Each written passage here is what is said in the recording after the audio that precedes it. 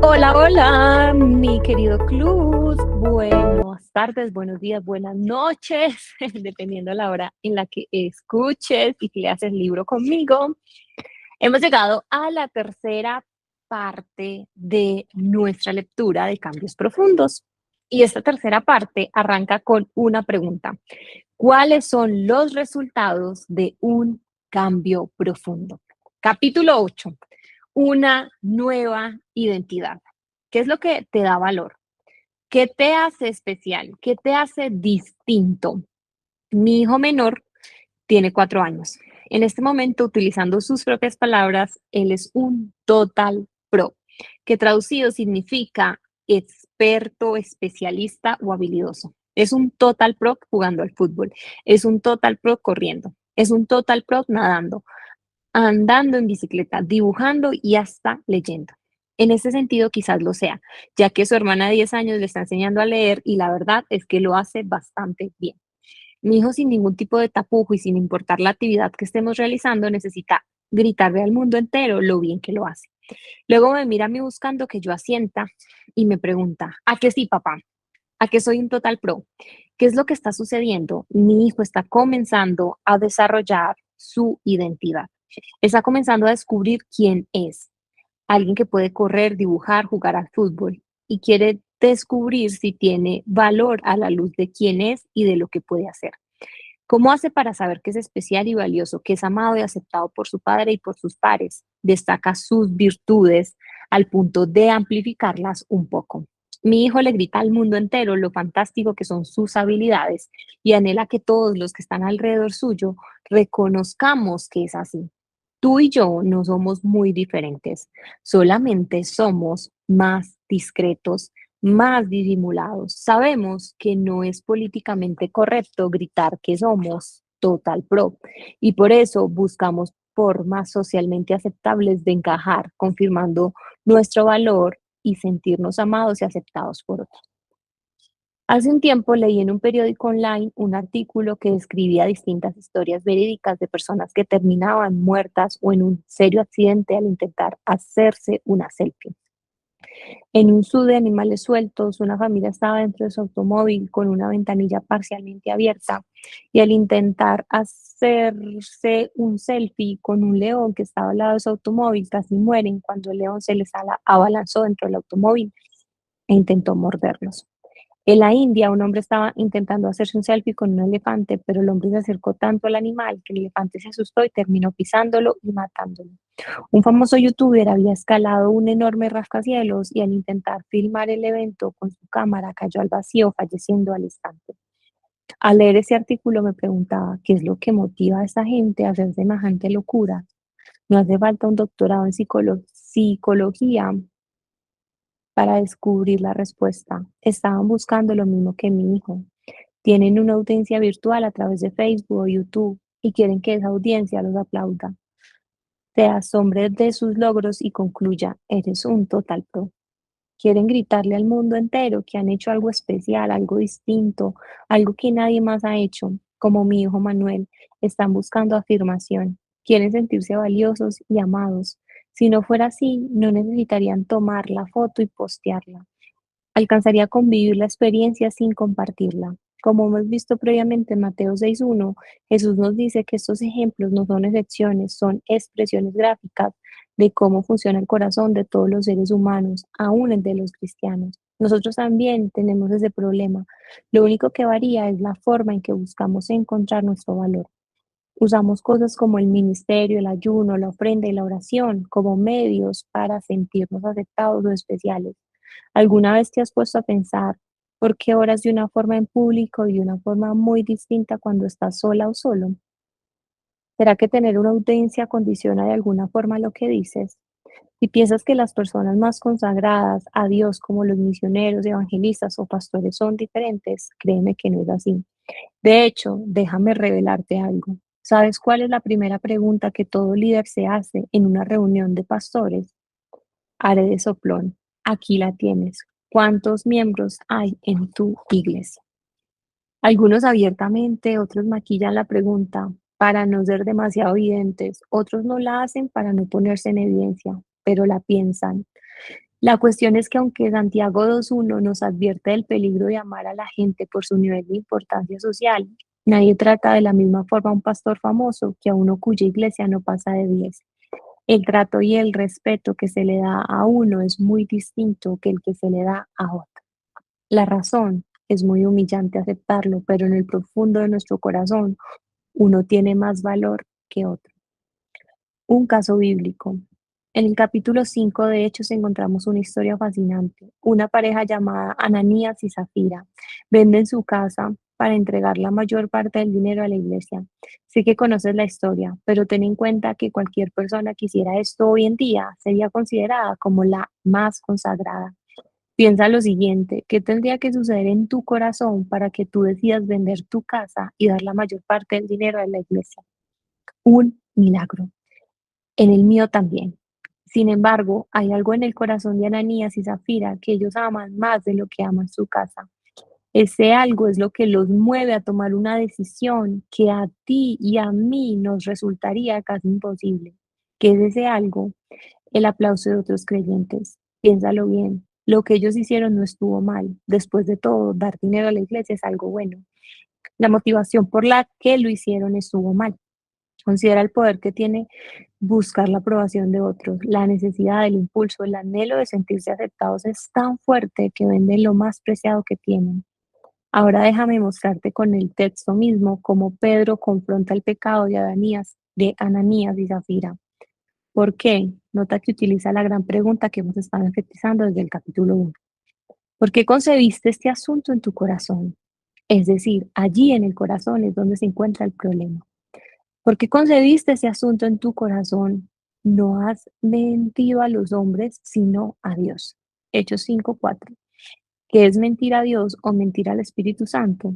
Ambas frases aparecen de manera sinónima en los versos 3 y 4. Mentir a Dios es vivir un cristianismo de imitación. Es vivir como un cristiano sin el Espíritu Santo. Es hacer lo correcto con la motivación incorrecta. Es utilizar el ministerio, el servicio, una ofrenda, cualquier acto de justicia, Mateo 6:1, como un medio para ser reconocido y aceptado por un determinado grupo. Es construir mi identidad en mi propia justicia en vez de que esté fundamentada en la justicia de Cristo.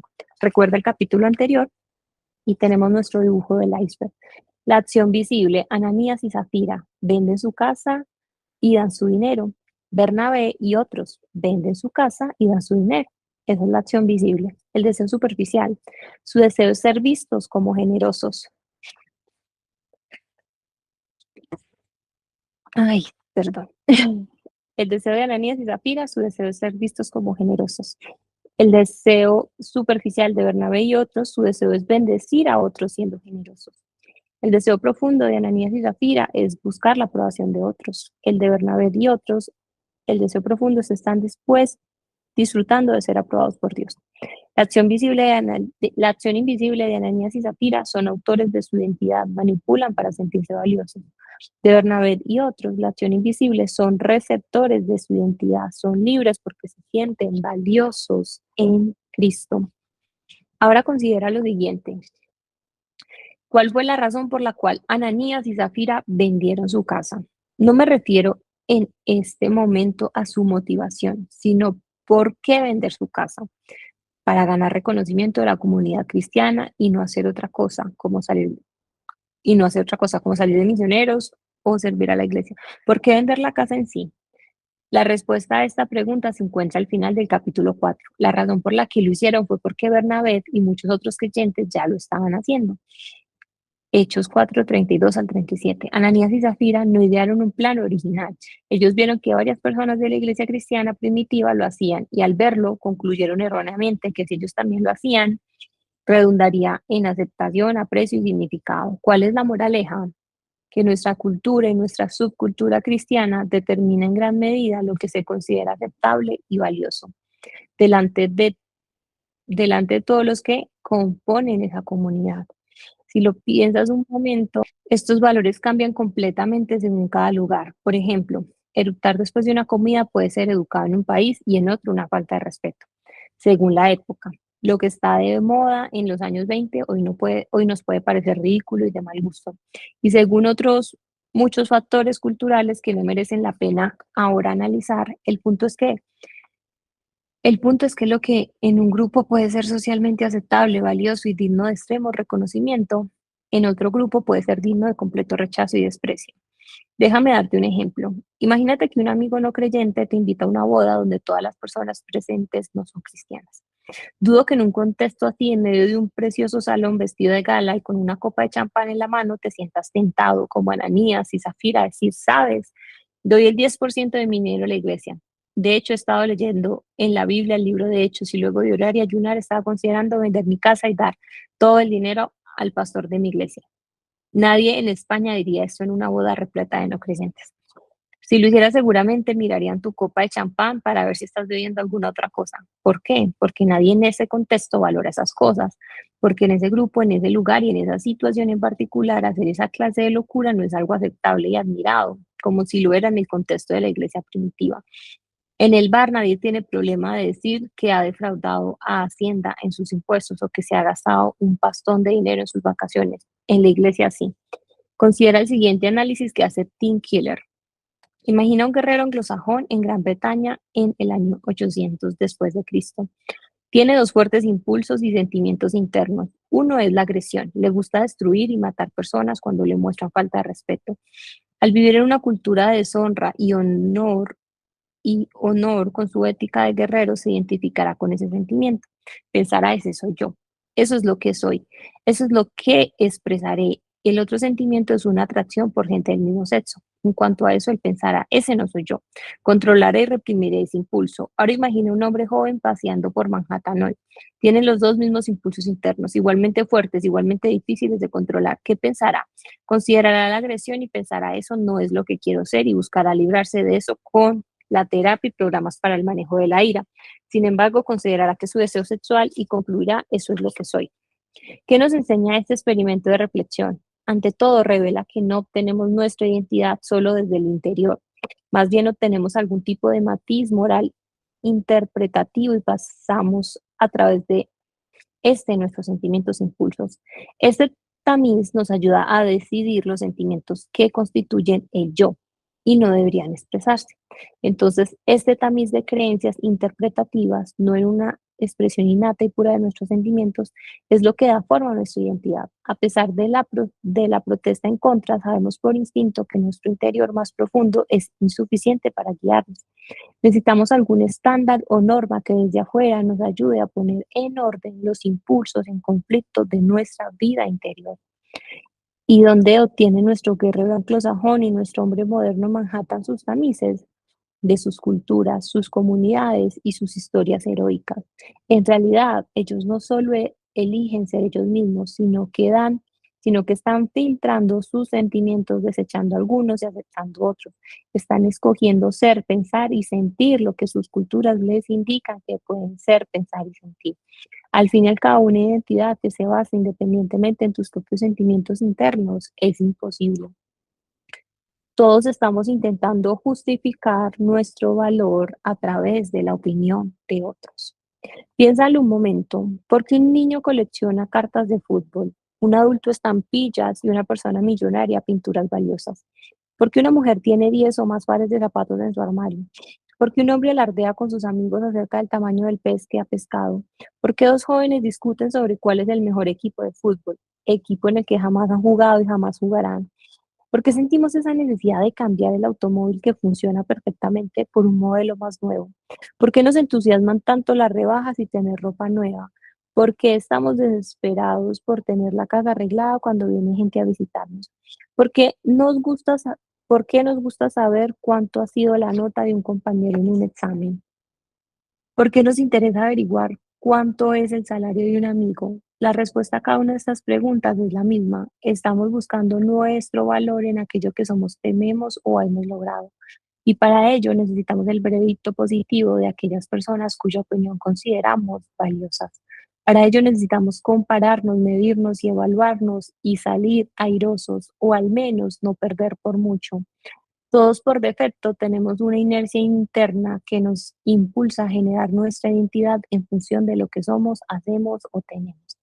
En la película Troya, Brad Pitt protagoniza el célebre héroe mitológico Aquiles. Antes de salir a pelear en la famosa batalla de Troya, Aquiles tiene un diálogo muy revelador con su madre. Ella con muchísimo dolor le dice las siguientes palabras: si te quedas aquí, te casarás, tu esposa te amará, tus hijos te amarán y tendrás una vida preciosa y tranquila. Pero cuando los hijos de tus hijos se hallen muertos, tu nombre será olvidado.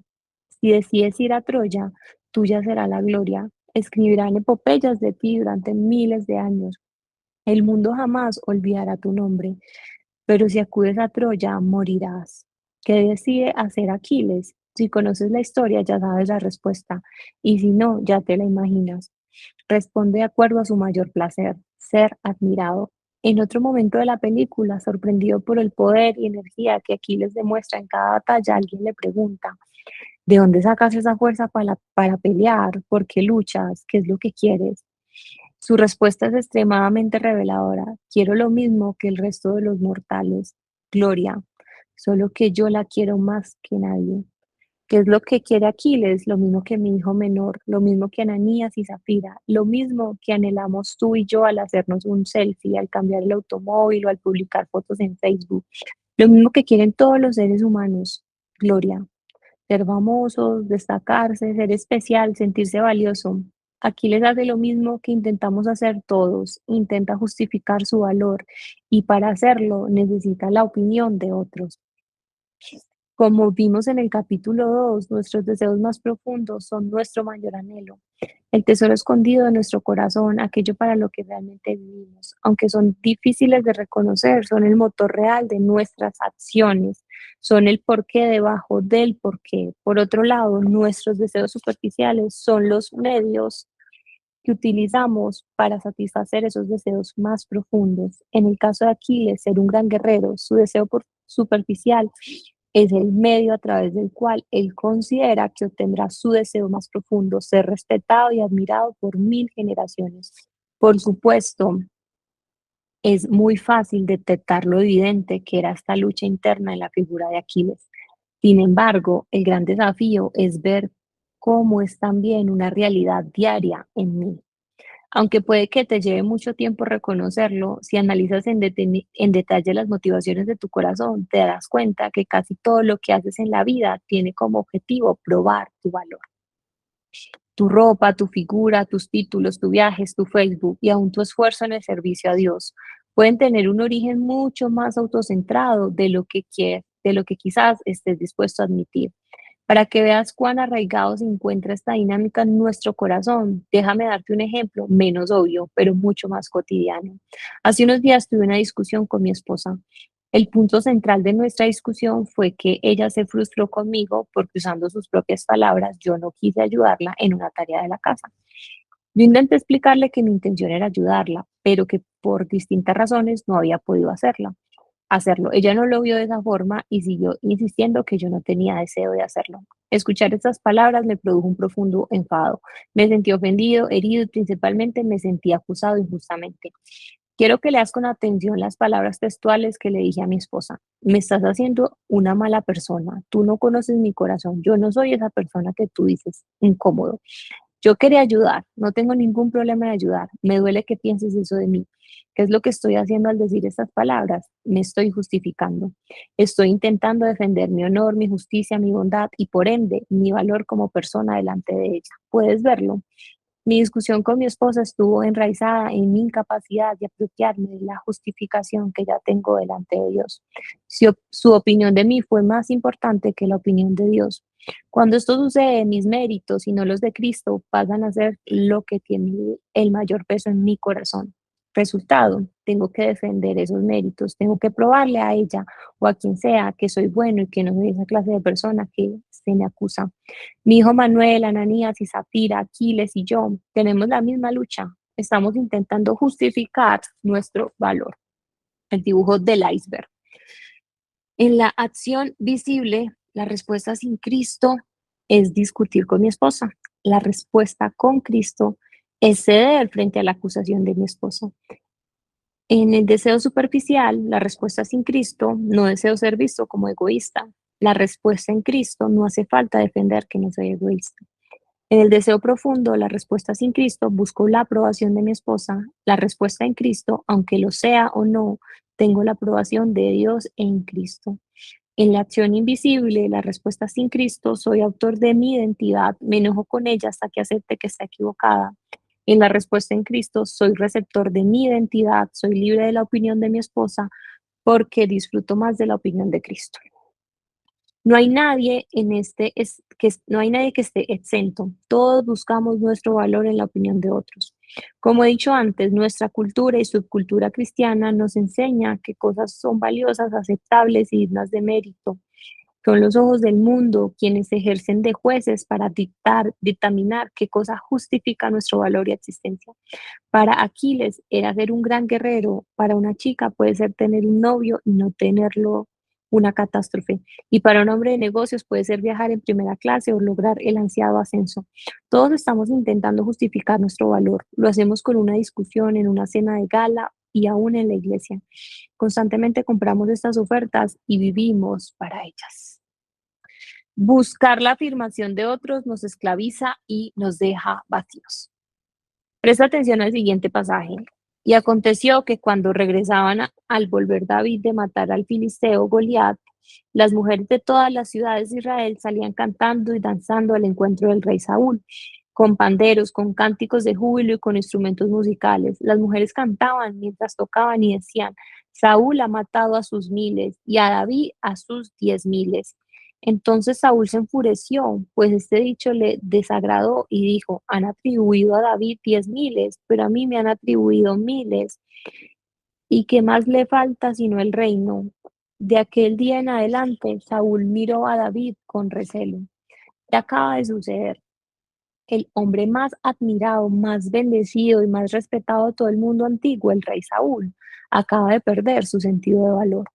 Una simple canción fue suficiente para mostrar lo efímero, lo pasajero y lo insuficiente que es la opinión de otros para llenar plenamente el corazón a un hombre.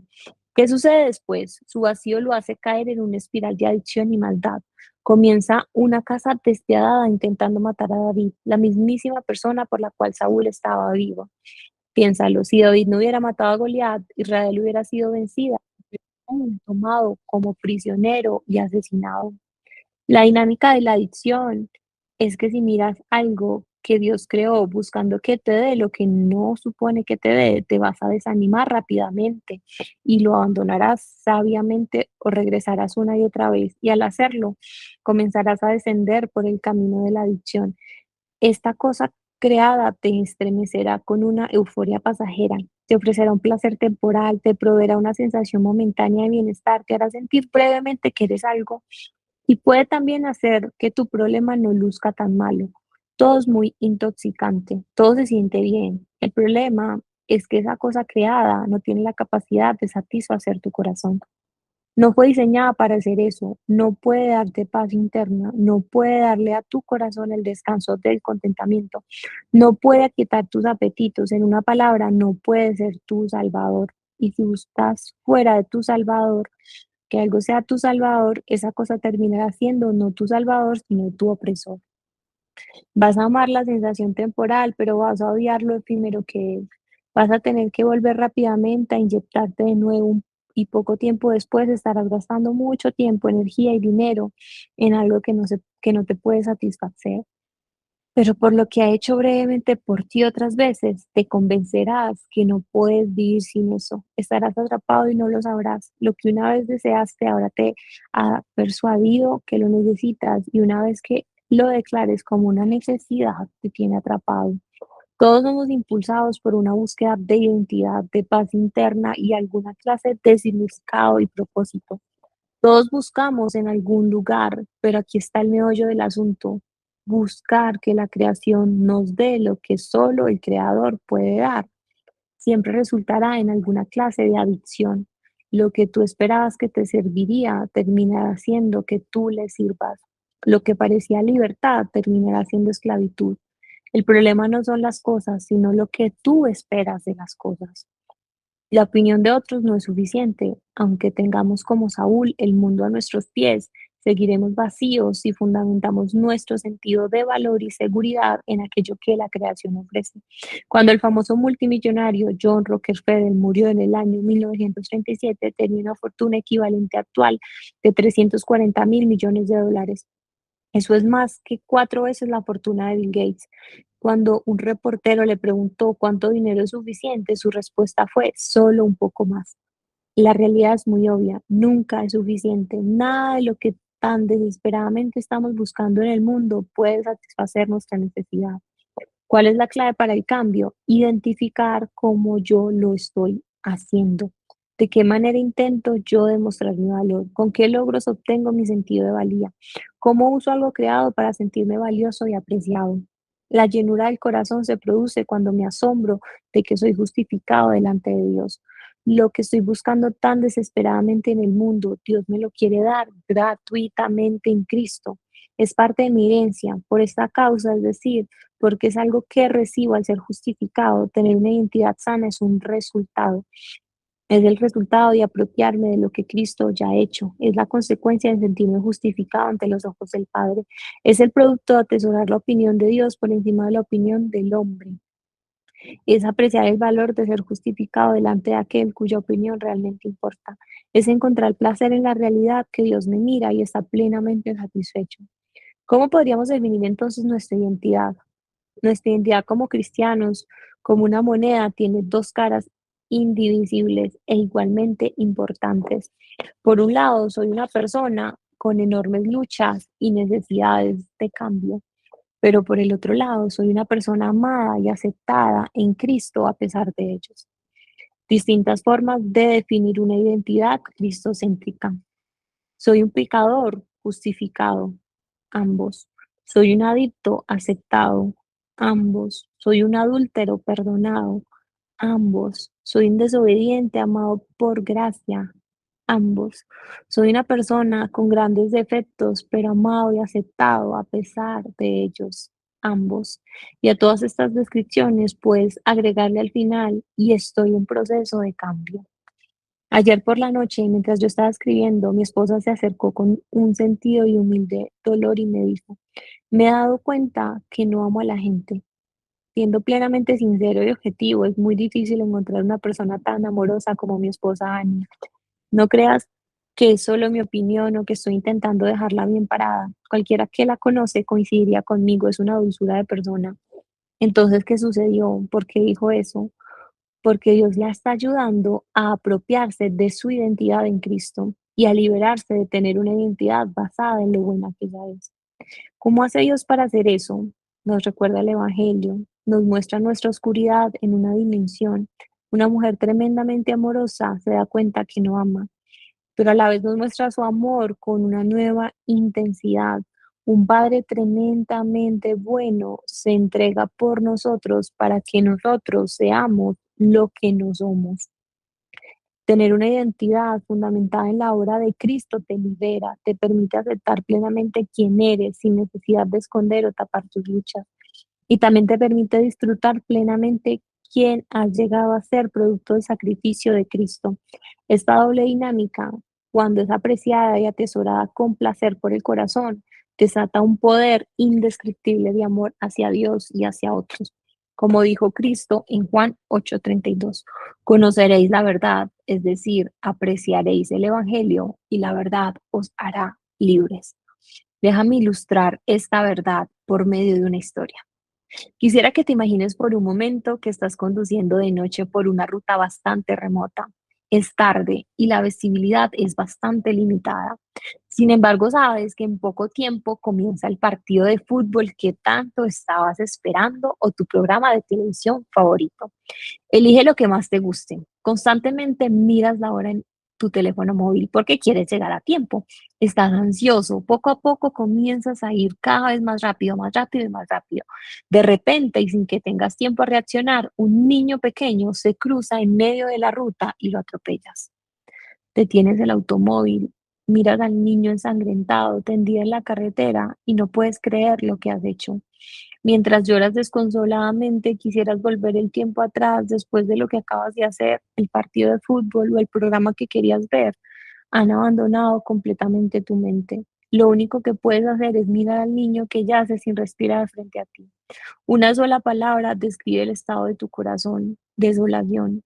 No puedes creer lo que tu egoísmo ha hecho. Sin embargo, mientras tienes al niño en tus brazos, sientes una mano caliente en tu espalda. Una persona se arrodilla al lado tuyo y, contrario a lo que cualquiera esperaría, te abraza con cariño mientras mira al niño. Tú no puedes creer que alguien te muestre empatía después de lo que has hecho. No hay ira ni condenación en la mirada de este hombre. Una palabra describe su actitud, comprensión. Te quedas perplejo mientras él extiende su mano sobre el niño y dice, yo hago todas las cosas nuevas. Y de repente, mientras tú estás inmóvil de rodillas para ver qué sucede, el niño abre los ojos.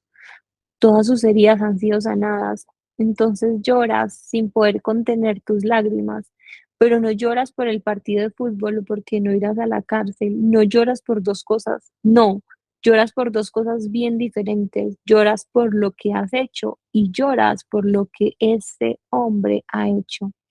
Sin poder sostenerlo, te fundes en un abrazo sanador que te transforma. Gracias, gracias, gracias. Eso es lo único que puedes decir mientras lloras. Unos segundos después, mientras todavía están abrazados, sientes que el hombre pierde todas sus fuerzas y se desploma sobre ti. Entonces lo entiendes. Tu pecado ha sido plenamente enmendado, pero a él le ha costado su vida. Lee con atención estas palabras del apóstol Pablo en Romanos 8, 15, 17.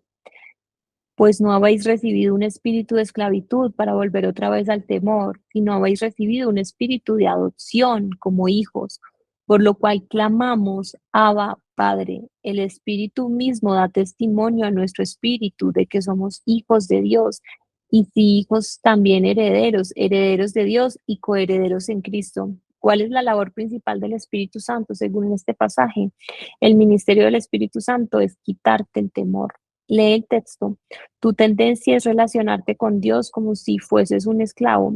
¿Cómo se relaciona un esclavo con su amo? Con miedo. Un esclavo intenta hacer todo lo posible para agradar a su amo. ¿Por qué? Porque sabe que si hace algo que al amo no le agrada, habrá consecuencias. Resultado, temor, inseguridad, intentos desesperados por tratar de cubrir o justificar cualquier falta o error. Tal como hacía yo cuando discutía con mi esposa, era un esclavo de su opinión. Pablo dice, esto no es la forma en la que debes relacionarte con Dios. El Espíritu Santo quiere mostrarte otra cosa. Eres su hijo. No hace falta agradarle como hace el Espíritu para mostrarme que soy su hijo. No lo hace ocultando, tapando lo que he hecho. Hace todo lo contrario. El Espíritu me muestra lo que he hecho, pero no para dejarme tirado en la carretera mirando compulsivamente mis terribles fallos. El Espíritu me muestra lo que he hecho para que pueda ver el nivel de amor y aceptación incondicional que tengo producto de lo que Cristo ha hecho. Me recuerda el Evangelio, me hace apreciar la obra del Hijo, me permite ver el alcance de mi justificación. El Espíritu no te convence de que eres malo y que tienes que ser bueno. Ese es el espíritu de esclavitud. El espíritu te convence de que no puedes ser bueno, pero a pesar de ello eres aceptado, amado y tratado como un hijo. Ese es el espíritu de adopción. ¿Cuál es la clave para desarrollar una identidad sana? Apropiarme de mi herencia, apreciar los resultados de mi justificación, disfrutar de la incondicionalidad de Dios, vivir como un hijo. Mi hijo Tomás no me pregunta, papá, ¿hoy me vas a dar de comer? Él no me dice, papá, hoy me darás ropa para ponerme. Hoy podré sentarme a la mesa con el resto de la familia. Hoy podré usar mi cama por la noche. Es mi hijo y vive como tal, sabe que está en casa y disfruta de esa realidad. Muy bien, piensas tú, ¿cómo aplico esta verdad en mi día a día? ¿Qué implicaciones tiene? Dejaré que Tim Keller responda por mí. El Evangelio, si se cree de verdad, nos ayuda a salir de esa situación de extrema necesidad tan natural al corazón humano. Tenemos necesidad de ser continuamente respetados, ser aceptados y que tengan una buena opinión de nosotros. Necesitamos controlar nuestras vidas sin confiárselas a nadie más. Necesitamos ejercer poder sobre otros para aumentar nuestra autoestima. Si la imagen de nuestro glorioso Dios, deleitándose en nosotros con todo su ser, es para nosotros un mero concepto, entonces nuestras necesidades nos abrumarán y determinarán nuestra conducta. Isaías 62:4, Sofonías 3:14, Deuteronomio 23:5 y Deuteronomio 39.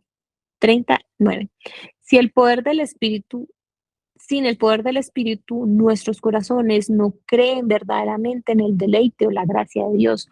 Por eso operan por defecto. Pero las verdades del Evangelio que el Espíritu nos hace entender poco a poco,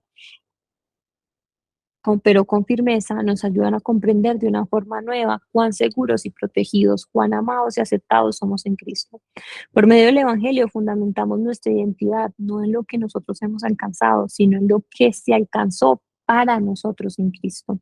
Y cuando el Evangelio traído a nuestros corazones, y cuando el Evangelio traído a nuestros corazones, veas Efesios 3:16-19, consume esa necesidad nacida del pecado, destruye el motor interior que genera la conducta pecaminosa. No tenemos que mentir porque nuestra reputación no nos es tan importante. No tenemos que responder violentamente a nuestros oponentes porque nadie puede tocar nuestro verdadero tesoro. El Evangelio destruye el orgullo y el miedo que alimentan el cambio de conducta moralista. El Evangelio destruye el orgullo porque nos dice que estamos tan perdidos que Jesús tuvo que morir por nosotros, y también destruye el miedo porque nos dice que nada de lo que hagamos agotará su amor por nosotros. Cuando abrazamos profundamente estas verdades, nuestros corazones no solo se controlan, sino que son transformados. Su orientación fundamental se transforma. Hace muchos años, Charles Haddon Spurgeon, uno de los predicadores más grandes de la historia, dijo: yo no sé lo que sucederá con el resto de mis hermanos, pero a veces me pregunto si tengo el más mínimo amor por el Salvador. Hace aún muchos más años, Pablo dijo: pero Dios demuestra su amor para con nosotros en que, siendo aún pecadores, Cristo murió por nosotros. Romanos 5:8. Cuando el Espíritu ilumina nuestra vida, suceden dos grandes cosas. Por un lado, nos deja ver verdaderamente quiénes somos, como lo hizo con Spurgeon y como lo hizo con mi esposa. Pero por otro, nos deja ver quién es Él y nos vuelve a demostrar que nos ama a pesar de lo que somos.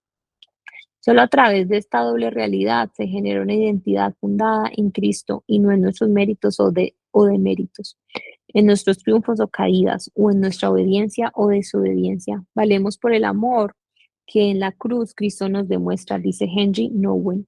La enorme propensión a buscar el reconocimiento, la admiración, la popularidad y el renombre está enraizada en el temor que sin todo ello no valemos nada. Podríamos llamarlo la comercialización del amor. No se puede dar nada a cambio de nada, ni siquiera amor. El resultado es un estado mental que nos hace vivir como si nuestro valor como seres humanos dependiera de la forma en que otros reaccionen hacia nosotros. Permitimos que sean otras personas las que determinen quiénes somos. Pensamos que somos buenos si otros piensan que lo somos. Pensamos que somos inteligentes si otros nos consideran como tales. Pensamos que somos religiosos si otras personas lo piensan. De esta forma vendemos nuestra alma al mundo. Ya no somos dueños de nuestra casa, nuestros amigos y enemigos deciden quiénes somos. Nos hemos convertido en juguetes de sus buenas o malas opiniones. Si creemos con firmeza en el amor incondicional que Dios nos tiene, ya no necesitaremos estar siempre buscando formas de que la gente nos admire, y aún menos necesitaremos conseguir de la gente por la fuerza lo que Dios quiere darnos tan abundantemente. Durante mucho tiempo consideré la baja autoestima una virtud, pero ahora me he dado cuenta de que el verdadero pecado es negar el amor de Dios hacia mí, ignorar mi valía personal, porque sin reclamar ese primer amor y esa valía, pierdo el contacto como mi verdadero yo y comienzo a buscar en lugares equivocados lo que solo puede encontrarse en la casa del Padre. En 1 Corintios 4:3-4, Pablo afirma: en cuanto a mí respecta, muy poco me preocupa ser juzgado por ustedes o por algún tribunal humano. Ni siquiera yo mismo me juzgo, pues el que me juzga es el Señor. En este pasaje, Pablo hace una afirmación asombrosa: la opinión que los corintios tengan de él no le preocupa. La opinión que el resto del mundo tenga de él no le preocupa. De hecho, ni siquiera cae en la trampa de evaluarse a sí mismo en función de su propia opinión. Soy bueno, soy malo, se agradará a Dios conmigo. La única opinión en la que piensa es la del Señor. Pero ¿cuál es la opinión? ¿Cuál es esa opinión? ¿Cómo lo juzga y no juzga a Dios? En el cristianismo, en el momento que creemos lo que Dios dice de nosotros, no hay ninguna condenación para los que están unidos a Cristo Jesús, Romanos 8:1. Esa es su opinión de nosotros. Como pregunta Tim Keller, te das cuenta que solamente en el Evangelio de Jesucristo recibes el veredicto antes del desempeño. Wow. En el cristianismo, en el momento que creemos, Dios imputa el desempeño perfecto de Cristo como si fuera nuestro y nos adopta en su familia. En otras palabras, Dios puede decirnos así como una vez se lo dijo a Cristo: tú eres mi hijo amado, estoy muy complacido contigo. Marcos 1:11.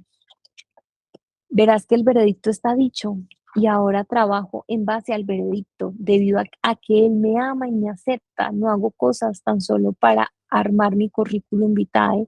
No tengo que hacer cosas para hacerme ver bien. Puedo hacerlas por el gozo de hacerlas. Puedo ayudar a las personas, no para sentirme bien conmigo mismo, no para poder llenar mi vacío.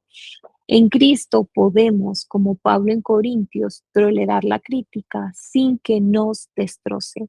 En Él podemos aceptar el rechazo del mundo sin sentirnos menos. Gracias a Él podemos dejar de evaluarnos constantemente y ver si llegamos al estándar que el mundo, la iglesia, nuestros padres, nuestros compañeros de trabajo, nosotros mismos o supuestamente Dios nos pide. Debido a que Jesucristo fue a juicio en nuestro lugar y fue condenado y muerto por nosotros, ahora nosotros podemos salir del banco de acusados y dejar de escuchar las voces, tanto del mundo como la nuestra, que intentan evaluarnos a la luz de nuestro rendimiento.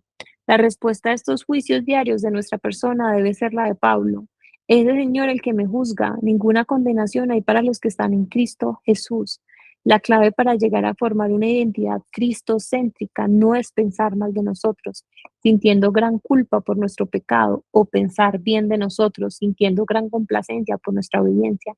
La clave es pensar menos en nosotros y más en lo que Cristo ha hecho por nosotros. Entender esta verdad, disfrutar esta verdad, o como dijo Jesús, conocer esta verdad es lo que nos hará verdaderamente libres. Juan 8:32. Como dijo Paul Tripp, solo cuando nuestra confianza está en el Señor, es decir, en su constante ayuda y perdón, somos capaces de avanzar hacia la luz, sin temor de lo que tengamos que enfrentar. Cuando creamos realmente que su gracia ya ha cubierto todo lo que tengamos que confesar y nos ha dado el poder para todo cambio al que nos tengamos que someter, no temeremos vivir. Wow. Un cambio de enfoque, una nueva opinión. El cambio de identidad, la libertad real, se produce cuando la opinión de Dios es más importante que la opinión de los hombres. Tu identidad es el resultado de afanarte por conquistar la opinión de la gente, o es la consecuencia de deleitarte en la opinión que Dios tiene de ti por causa de Cristo. Lo primero, te deja adicto y vacío. Lo segundo, te transforma en una persona segura. ¿Por qué? Porque nadie podrá arrebatarte el amor que Dios siente por ti. Amén. Uno de los pasajes que más he citado en este libro ha sido Mateo 6:1. No es casualidad. Creo que es un versículo repleto de significado. Déjame volver a escribirlo para que puedas meditar concienzudamente en cómo termina. Cuida de no practicar vuestra justicia delante de los hombres para ser vistos por ellos. De otra manera, no tendréis recompensa de vuestro Padre que está en los cielos. El texto es muy claro. Si quiero tener recompensa de parte de Dios, tengo que vivir de acuerdo a las verdades que hemos estado analizando. Dios debe ser mi audiencia y la cruz de Cristo, aquello en lo que me glorié. Gálatas 6:14. Pero quiero que notes algo. 3 veces en esta sesión de Mateo 6, Jesús repite la misma frase. Haz tu ofrenda en secreto y tu Padre que ve en lo secreto te recompensará. Mateo 6:4. Haz tu oración en secreto y tu Padre que ve en lo secreto te recompensará. Mateo 6:6. Haz tu ayuno en secreto y tu Padre que ve en lo secreto te recompensará. Mateo 6:18. ¿Qué es esa recompensa que Jesús promete? Si estudias en detalle Mateo 6, notarás que el texto no parece decir explícitamente qué es o cómo es esa recompensa. Tampoco parece indicar si se trata de algo presente o futuro. Algunas versiones usan incorrectamente la frase te recompensará en público. frase que no es parte del original, ya que no se encuentra en los manuscritos más antiguos. Sin embargo, aunque el pasaje no parece ser muy explícito acerca de qué es esa recompensa, al final de cada uno de los ejemplos, Jesús deja una pista que nos permite reconocer de qué está hablando. ¿Quieres saber cuál es? Prepárate, porque es algo maravilloso, espectacular, increíble. Es aquello que según los psicólogos todo el mundo busca y nadie puede encontrar. Charachachán. La recompensa que habla Jesús es tener un corazón que es liberado de la esclavitud de agradar a los demás y que encuentra su satisfacción y llenura en la realidad que el Padre ve. Lo digo de forma más corta, es ser libre de agradar a los demás. Para la persona que Jesús describe en Mateo 6, Dios es suficiente. La mirada del Padre alcanza, los ojos de Dios es todo lo que necesita. Lo que Jesús ofrece es un milagro, es lo que nadie puede lograr. Por eso es una recompensa, algo que Dios da. Lo que Jesús está diciendo es que disfrutar a Dios y disfrutar el hecho que Él me ama en Cristo a pesar de quién soy, genera una nueva identidad, un sentido de valor tan profundo y sin paralelo que ya no necesito la aprobación de otros. Mi relación íntima, personal y secreta con Dios es tan satisfactoria que como recompensa que obtengo cuando vivo en Cristo, Jesús me promete una realidad interna similar a la que promete en Juan 8:32. Y conocerás la verdad y la verdad nos hará libres. Cambiar nuestra identidad, un proceso, no un evento.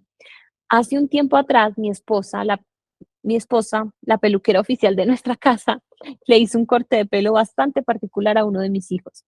Él estaba muy contento con su nuevo corte hasta que uno de sus amigos se burló de él. ¿Qué sucedió después? Se sintió tan mal consigo mismo que fue al colegio con un gorro. El problema no terminó allí, sino que cuando volvió del colegio no quiso ir a su práctica semanal de fútbol y tampoco quería salir a jugar con sus amiguitos del barrio. Mi hijo ama jugar con sus amigos, así que era muy evidente que se trataba de su nuevo corte de pelo. Cuando me di cuenta lo que estaba pasando, fuimos a su cuarto, me senté a su cama y le pregunté por qué no quería ir. Él simplemente respondió que no tenía ganas. Entonces, con mucho cariño le dije, hijito, ¿tienes miedo que se rían de ti por tu corte de pelo? Él asintió con su cabeza. En ese momento le di la charlita. Traté de explicarle que nuestro corazón es como una tacita que estamos intentando llenar con el amor de otras personas, pero que Jesús era capaz de llenarlo de manera plena con su amor. Entonces le pregunté, hijito, ¿qué piensa papá de tu corte de pelo? Él me respondió, ¿te gusta, papá? Luego le dije, hijito, ¿qué piensa Jesús de tu corte de pelo? Él me respondió, ¿le gusta, papá? Luego le dije esto, mi amor, ¿ves esta foto del Capitán América que tiene pegada en la pared? ¿Qué pasa si yo intento darle un puñetazo y tú te proteges con el escudo del Capitán América?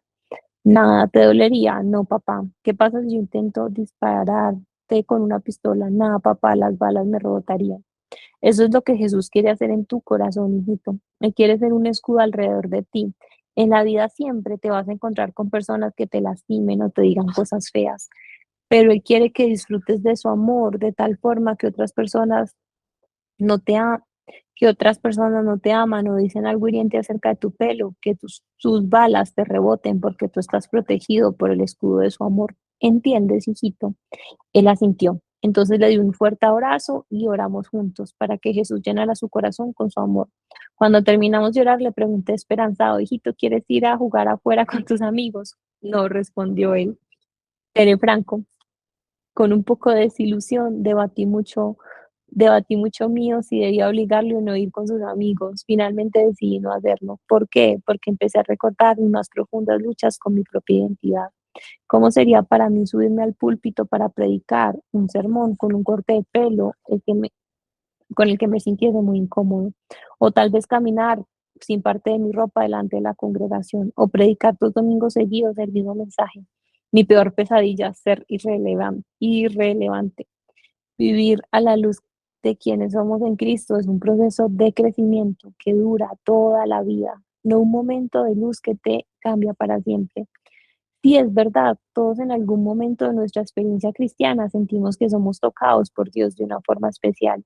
Todos tenemos uno o más momentos en que sentimos que su amor nos captura. Quizás tú viviste esa clase de experiencia en el momento de tu conversión, o quizás fue más adelante. Esos momentos son muy especiales y casi siempre creemos que su efecto durará en nuestro corazón para siempre. Pero la experiencia y la Biblia nos muestran que no es así. Vivimos en un mundo caído, con un corazón caído. Nuestro aprecio pleno de la obra de Cristo solo terminará de producirse cuando seamos glorificados. Hasta entonces, como Pablo ora en Efesios 1, 18, 19, oramos y buscamos conocerle más, pero sabemos que la lucha por el gozo, como define John Piper, a la vida cristiana es justamente eso, una lucha, un proceso, una carrera. Primero de Corintios 2, 24, 29. Esta realidad, lejos de desmoralizarnos, es una enorme fuente de esperanza. Ni tú ni yo podemos vivir a cada instante de nuestra vida en congruencia con nuestra identidad, pero tanto tú como yo estamos avanzando en esa dirección y apropiándonos más y más de nuestra herencia. Como alguien dijo una vez, no soy la persona que debería ser, no soy la persona que podría ser, no soy la persona que desearía ser, pero no soy la persona que una vez fui, y por la gracia de Dios soy lo que soy. Esa frase me encanta. Uf, a ver, dice Pedro, un mal ejemplo de enorme aliento. Quisiera hacerte una última pregunta antes de terminar este capítulo. ¿Cuál es el pecado que más destroza tu vida espiritual? Por favor, detente y considéralo un momento. Quizás estás considerando algún pecado recurrente o alguna lucha muy obvia y difícil para ti. Sin embargo, déjame darte una alternativa. El pecado más terrible y demoledor no es tanto el que repetimos, sino el que no vemos. ¿Recuerdas al joven rico? He obedecido todos los mandamientos desde mi juventud.